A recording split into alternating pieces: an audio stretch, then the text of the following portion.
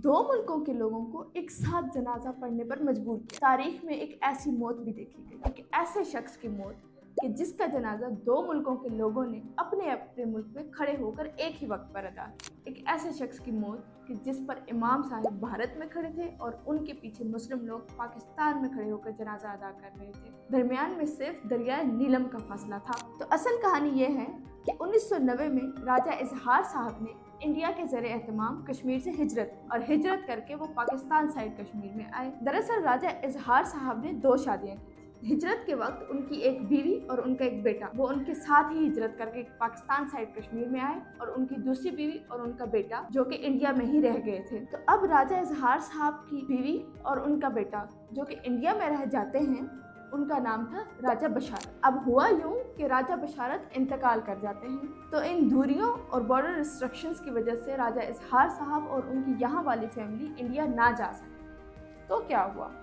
जनाजा बॉर्डर पर भी खड़े होकर अदा किया जा सकता है ना। और फिर लोगों ने जनाजा अदा किया तो दुनिया ने देखा एक ऐसा जनाजा जिसमें दो मुल्कों के लोगों ने शिरकत की। वहाँ से राजा इजहार साहब की एक फैमिली जो इंडिया में थी, और यहाँ से राजा इजहार साहब की दूसरी फैमिली और उनके अहले इलाका ने मिलकर जनाजा अदा किया। मज़ीद इस तरह की डेली अपडेट्स के लिए मुझे प्रभात डिजिटल के ऑल प्लेटफॉर्म को फॉलो एंड सब्सक्राइब करें।